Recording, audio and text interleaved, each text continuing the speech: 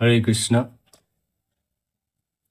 নমঃ বিষ্ণুপাদায় কৃষ্ণপৃষ্ঠায় ভূতলে শ্রীমতী জয়পতাকা স্বামিনীতি নামিনে নমাচার্যপাদায় নিতায় কৃপাপ্রদায়নে গৌড়কথা ধামদায় নগর গ্রাম তারিণে নমঃ বিষ্ণুপাদায় কৃষ্ণপৃষ্ঠায় ভূতলে শ্রীমতী ভক্তিবেদান্ত স্বামিনীতি নামিনে নমস্তে সরস্বতী দেবী গৌরবাণী প্রচারিণে নির্বিশেষ শূন্যবাদী পাশ্চাত্য দেশতারিণে। জয় শ্রীকৃষ্ণ চৈতন্য প্রভু নিত্যানন্দ শ্রী অদ্বৈত গদাধর শ্রীবাসাদি গৌর ভক্ত বৃন্দ।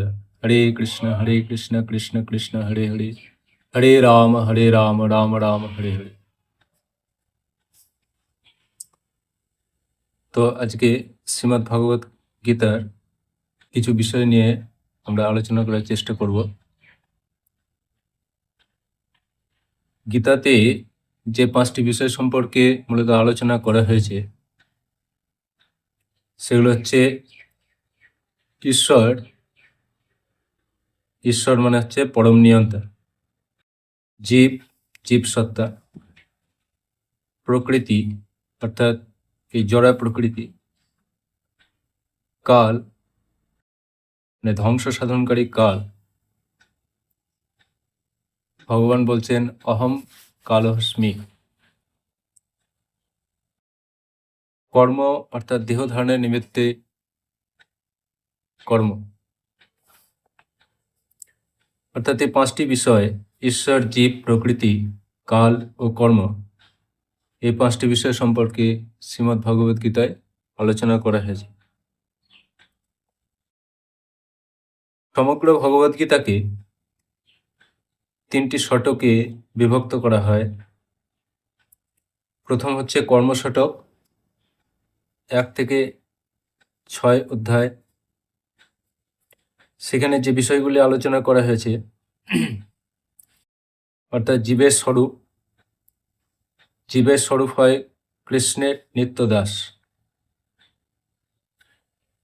কৃষ্ণের অংশ হিসাবে কৃষ্ণের সেবা করাই জীবের কর্তব্য। 2 নম্বর হচ্ছে সেই স্বরূপ লাভের পন্থা অর্থাৎ নিষ্কাম কর্মযোগ।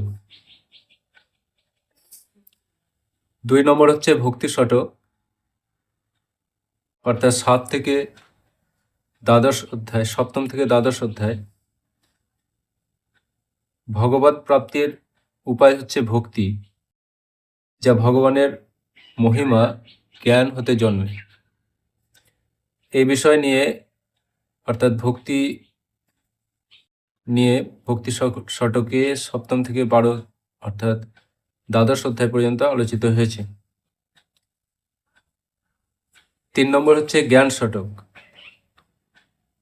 ত্রয়োদশ অর্থাৎ 13তম অধ্যায় থেকে অষ্টদশ অর্থাৎ 18তম অধ্যায় পর্যন্ত আলোচিত হয়েছে জ্ঞান শতক।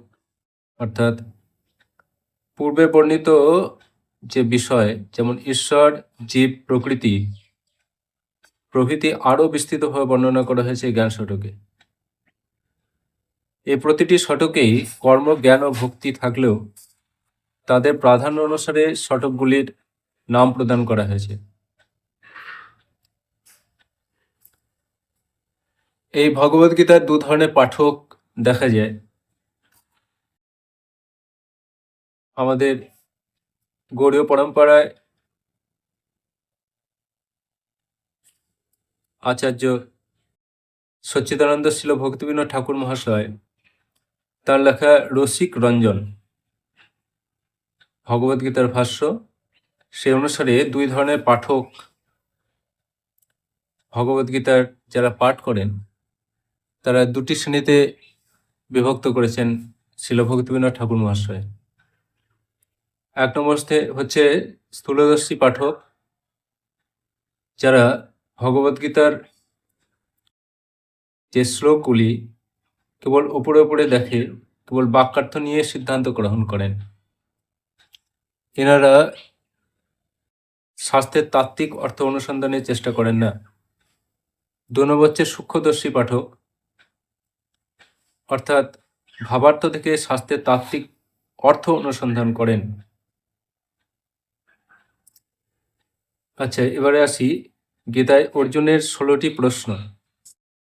সমগ্র ভগবদ্গীতাকে আলোচনা করলে আমরা দেখতে পাই যে সমগ্র ভগবদ্গীতায় অর্জুন 16টি প্রশ্ন করেছেন ভগবানের কাছে। প্রথম প্রশ্নটি হচ্ছে স্থিতপ্রজ্ঞ ব্যক্তির লক্ষণ কি? এটি দ্বিতীয় অধ্যায়ের 54তম শ্লোক। এখানে 4টি প্রশ্ন করা হয়েছে। 2 নম্বর হচ্ছে কর্মযোগ ও জ্ঞানযোগের মধ্যে কোনটি শ্রেষ্ঠ? তৃতীয় অধ্যায়ের প্রথম শ্লোক। 3 নম্বর হচ্ছে জীব অনিচ্ছা সত্ত্বেও কেন পাপ করে? তৃতীয় অধ্যায়ের 36তম শ্লোক। চতুর্থ হচ্ছে সূর্যদেবের পরে জন্মগ্রহণ করেও কৃষ্ণ কিভাবে তাকে জ্ঞান দান করলেন? চতুর্থ অধ্যায়ের 4র্থ শ্লোক। 5 নম্বর হচ্ছে কর্মত্যাগ আর কর্মযোগ এই দুটির মধ্যে কোনটি শ্রেষ্ঠ? এটিও 5ম অধ্যায়ের প্রথম শ্লোক। 6 নম্বর হচ্ছে তোমার কথিত যোগের দ্বারা আমি চঞ্চল মনকে স্থির করতে পারছি না, কেন? এটা হচ্ছে 6ষ্ঠ অধ্যায়ের 33তম শ্লোক। 7 নম্বর হচ্ছে পতিত যোগীর গতি কি? 6ষ্ঠ অধ্যায়ের 38তম শ্লোক। 8 নম্বর হচ্ছে ব্রহ্ম কি? এখানে 8টি প্রশ্ন করা হয়েছে। 8ম অধ্যায়ের 1 এবং 2 নম্বর শ্লোক। 9 নম্বর হচ্ছে তোমার বিভূতি সমূহ কি কি? 10ম অধ্যায়ের 16 থেকে 17তম শ্লোক। 10 নম্বর হচ্ছে তোমার ঐশ্বরীয় রূপ কি? এটা হচ্ছে 11তম অধ্যায়ের 13তম শ্লোক। 11 নম্বর হচ্ছে তোমার উগ্র রূপের পরিচয় কি? 11 অধ্যায়ের 33তম শ্লোক। 12 নম্বর হচ্ছে অনন্য ভক্তিযোগী এবং নির্বিশেষ ব্রহ্ম উপাসকের মধ্যে কে শ্রেষ্ঠ? 12 অধ্যায়ের প্রথম শ্লোক। 13 নম্বর হচ্ছে প্রকৃতি, পুরুষ, ক্ষেত্র, ক্ষেত্রজ্ঞ, জ্ঞান, জ্ঞেয় এইসব বিষয়গুলি কি? 13তম অধ্যায়ের প্রথম শ্লোক। 14 নম্বর হচ্ছে ত্রিগুণাতীত পুরুষের আচরণ ও লক্ষণ কি? 14 নম্বর অধ্যায়ের 21তম শ্লোক। 15 নম্বর হচ্ছে শাস্ত্র বহির্ভূত শ্রদ্ধা কিরূপ? 17 নম্বর অধ্যায়ের প্রথম শ্লোক। 16 নম্বর হচ্ছে সন্ন্যাস ও ত্যাগ শব্দের পৃথক তাৎপর্য কি? 18 নম্বর অধ্যায়ের প্রথম শ্লোক। তো আমরা এর পরের বিষয়গুলি নিয়ে পরবর্তী ভিডিওতে আলোচনা করব। হরে কৃষ্ণ।